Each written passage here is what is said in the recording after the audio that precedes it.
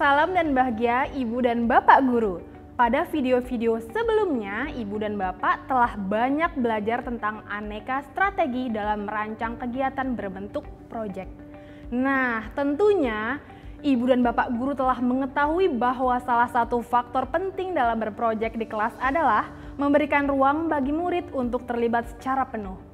Sejauh mana murid dapat terlibat, serta bagaimana cara guru memberikan ruang tersebut? Mari kita simak video ini.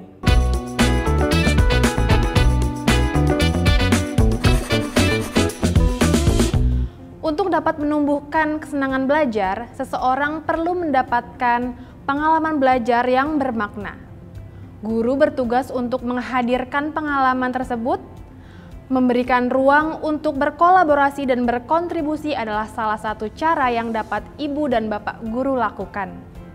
Dengan begitu, murid akan merasa didengar, dihargai, dan diapresiasi.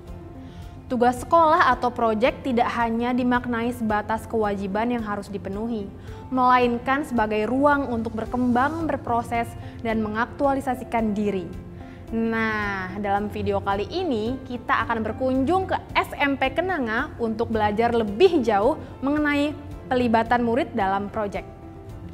Kelas 9 SMP Kenanga memilih tema kearifan lokal sebagai fokus pembahasan paruh semester ini. Mari kita ikuti proses berproyek yang dilakukan Pak Samuel, guru kelas 9 SMP Kenanga bersama murid-muridnya. Melibatkan murid dapat dilakukan mulai dari awal proyek, bahkan saat Ibu dan Bapak Guru masih merencanakan proyek yang hendak dibuat.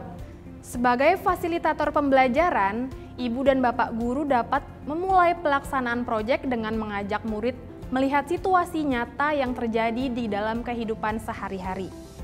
Kegiatan ini dapat memancing perhatian dan keterlibatan murid sejak pertama kali proyek digulirkan. Pada tahap awal ini ada dua strategi yang dilakukan oleh Pak Samuel.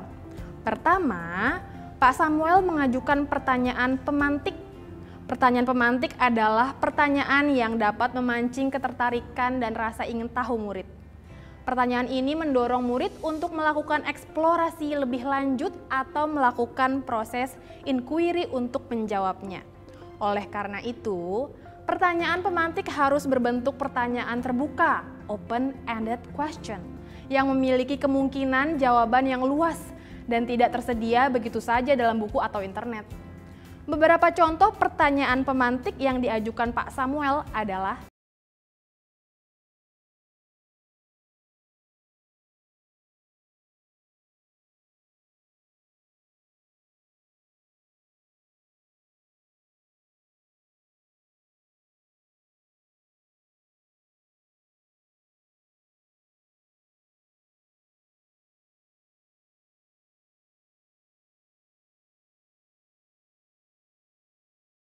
kedua adalah memulai diskusi dengan permasalahan autentik. Permasalahan autentik adalah permasalahan nyata yang dialami oleh murid dalam kehidupan sehari-hari. Guru menyajikan permasalahan tersebut ke dalam kelas melalui paparan informasi dari berbagai media, mengundang narasumber, atau mengajak murid langsung mengamati di lapangan. Pak Samuel telah menyiapkan beberapa artikel dan video dari internet sebagai bahan diskusi. Benang merah dari seluruh informasi yang disiapkan Pak Samuel tentunya bertema kearifan lokal dan modernisasi. Ibu dan Bapak Guru, kunci dari implementasi kegiatan proyek adalah keterlibatan belajar murid dalam proses pembelajaran. Sebagai fasilitator, guru diharapkan dapat kreatif menemukan strategi untuk meningkatkan partisipasi belajar seluruh murid selama berproyek. Ada 4 hal yang dilakukan Pak Samuel untuk mendorong murid-muridnya agar mau dan mampu lebih terlibat dalam berproyek. Pertama, membangun ikatan dengan murid sebagai fasilitator pembelajaran. Pak Samuel membangun kedekatan dengan memposisikan diri sebagai teman belajar bagi para muridnya. Tujuannya agar dapat lebih memahami mereka, sehingga kemudian beliau akan mampu menemukan cara yang efektif untuk meningkatkan partisipasi belajar murid-muridnya. Di sisi lain, murid yang merasa dipahami akan menumbuhkan rasa keterikatan dan kepemilikan yang tinggi terhadap proses belajar yang sedang dijalani. Kedua, memberikan tantangan secara bertahap. Pak Samuel memecah tahapan kegiatan yang akan dilakukan oleh tiap murid, sekaligus menyesuaikan tingkat kesulitan dari aneka tahapan tersebut. Misalnya, untuk murid yang masih membutuhkan bantuan dalam proses perencanaan, maka Pak Samuel membekali murid tersebut dengan sebuah daftar catatan pengingat berbentuk cek. Sedangkan untuk murid yang sudah lebih mandiri, Pak Samuel cukup memberikan instruksi awal saja. Modifikasi intervensi semacam ini ditujukan agar para murid dapat merasakan keberhasilan kecil sehingga mereka merasa mampu dan percaya diri. Strategi yang ketiga, memelihara rasa ingin tahu. Rasa ingin tahu adalah bahan bakar utama untuk menjaga konsistensi keterlibatan murid dalam proses pembelajaran.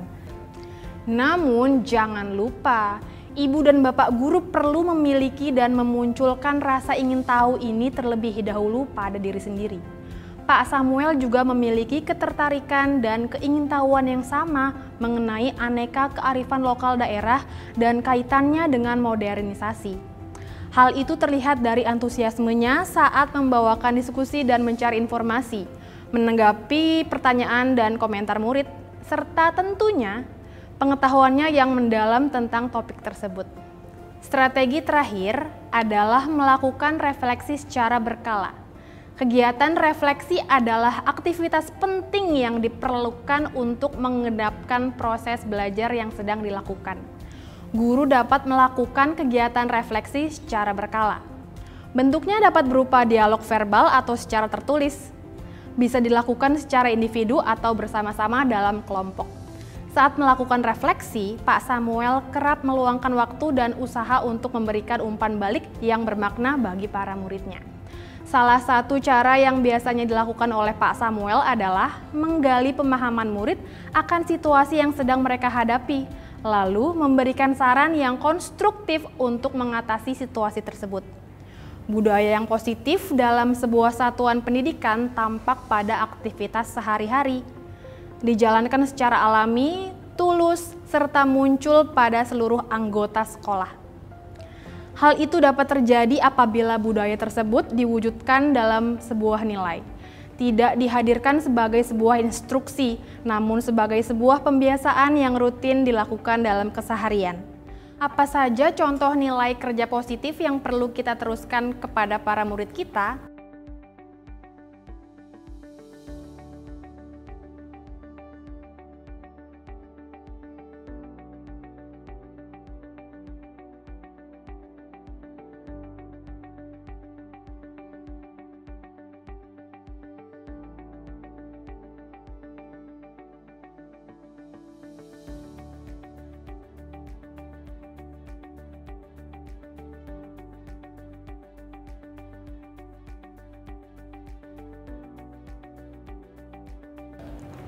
Saat berdiskusi dan berefleksi bersama mereka, Pak Samuel juga berupaya memahami murid, memberikan umpan balik yang objektif, sehingga dapat memberikan tantangan lanjutan yang sesuai.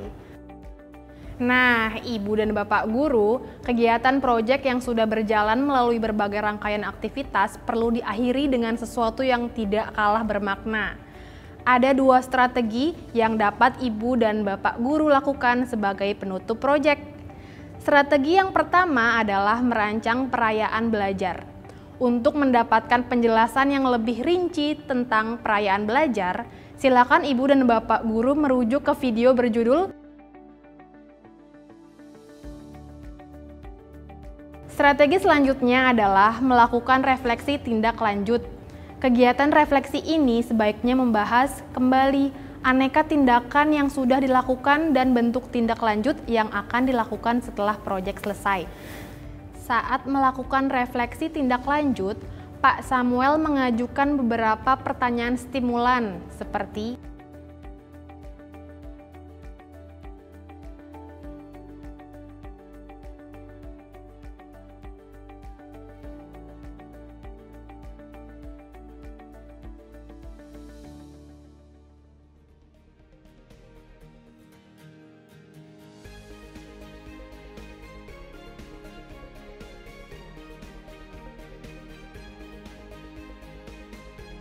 Ibu dan Bapak Guru, kita telah belajar banyak sekali dari Pak Samuel dan SMP Kenanga mengenai pelibatan murid dalam proses berprojek. Mudah-mudahan kini Ibu dan Bapak semakin siap dan bersemangat untuk berprojek bersama murid sekaligus berkolaborasi bersama para rekan guru di sekolah Ibu dan Bapak Guru sekalian. Salam dan bahagia!